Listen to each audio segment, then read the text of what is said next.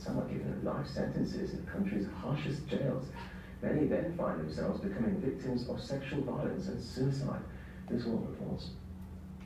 Authorities in western Pennsylvania have charged 11-year-old Jordan Brown as an adult. The boys will have one trial together in adult court. The length of his sentence is also the length of his life. They're not old enough to drive, drink, or vote, but in America, kids as young as 7 years old can be tried as adults. When you hold the youth accountable, the same. So basically, 12,000 children have been sentenced to adult prison, and 3,000 of those children have been sentenced to life without parole. So I'm going to assume that most of you guys have had a job, and if you haven't had a job, you'll have a job and you're going to pay taxes. And some of that tax money is going to the jails that are becoming overpopulated, partially due to so many juveniles being sentenced to adult prison. I myself am a criminal justice major, so I'm obviously intrigued by this topic. And so I would like to get to know a little bit more about it. A child under the age of 18 is not allowed to consent to marriage or even to vote. So why take away those rights in court? So basically, first I'll talk about the difference between juvenile and criminal court. Secondly, I'll talk about the juveniles' mental processes. And then thirdly, I'm going to talk about how it actually harms us rather than helps us. So firstly, the difference between juvenile and criminal courts. So there's an article, There's an article by Gabrielle Hollingsworth, an attorney, explaining the most common differences between the two. One of the main differences between the juvenile and adult justice system lies in the overall aim. For the juvenile justice system, the main aim is to rehabilitate and reform for the juvenile offenders so that they can resume functioning normally in society. Thus, the focus is more on alternative sentences that keep the juvenile out of jail, such as probation, parole, and divisionary programs. So unlike being in the adult system, you're given more harsher sentences. There's no rehabilitation at all. You're just kind of put in a jail cell, and you just kind of got to sit there. And so then my second point would be that there's also other things like juveniles don't have the right to public trial by jury. Juveniles don't get the right of bail. So if, say they are really bad, someone can bail them out and they can do worse. But in the juvenile system, you're held there until the judge actually says that you're able to go. So you're not just let go for any reason. And then also, juvenile court hearings are private. So when I talk about the mental abilities of young adults, I'm going to talk about how in the court system they don't really understand. So sometimes that media, they can take it as in, oh, I'm doing good, this isn't a bad thing. They can take it the wrong way.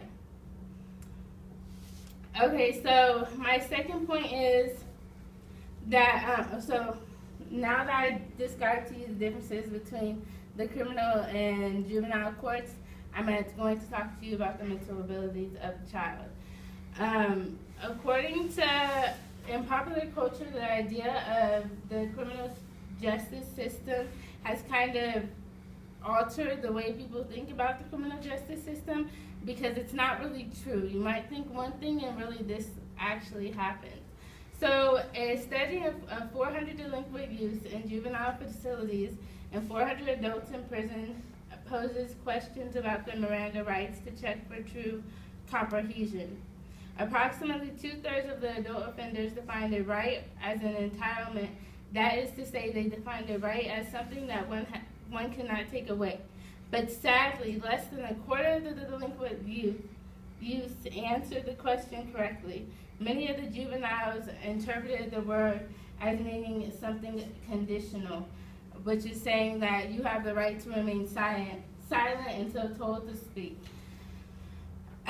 And so this can be applied to like inside and outside the court systems because I mean, juveniles don't really understand certain situations that they have outside of life, so they kind of don't understand what kind of circumstances they have inside the court system. Also, psychologists advocate that every parent knows children, including teenagers, act more irrationally and immaturely than adults. Also, a statement by Justice Kennedy wrote, any parent knows, and scientific and sociologic studies tend to confirm that children possess a lack of immaturity. And then my third point would go on to be that basically opponents would say that it promotes safety and also eliminates the idea that the criminal isn't going to go and do the act again. Their presumptions are false. So basically the facts basically state that 42% of juveniles tried as adults in criminal court do the same act or a different act. So that kind of competes with what they're saying. Also, when interviewed, Judge Thomas Edwards, until recently, he was the presiding judge of the juvenile courts of Santa Clara County, a division of California Supreme Court, was asked, knowing what you know about the lack of service in a child, if a child is convicted in adult court, knowing that they aren't going to get any kind of counseling or therapeutic educational services available, do you feel in essence that you're writing someone off when you send them off? He answers, oh, absolutely yes. It is not a good feeling, it hurts. And then also, according to Bridget Jones, a former supervisor of the Juvenile Division of Santa Clara County Public Defender's Office, states, I think that we can do a better job. If you look at recidivism rates throughout the county, the punitive system is not working. It doesn't work. From one standpoint, if you lock people up for life and they never get out, I guess you can say it works for public safety for that one person. So we have this incredibly effective adult system, and now we want to take kids and put them into what we already know is ineffective. Now that I have stated that the differences between juvenile and criminal courts, and then I have also given you guys an explanation about the mental abilities of the juvenile, and lastly I told you why it harms rather than helps us, I will sum up my speech. The law separates children and adults for a reason. There are inalienable differences between the two that needs to be accounted for. I have given background on the differences of juveniles and adults. In addition, I argue that children do not have the mental ability to fully understand the adult court system. Thank you.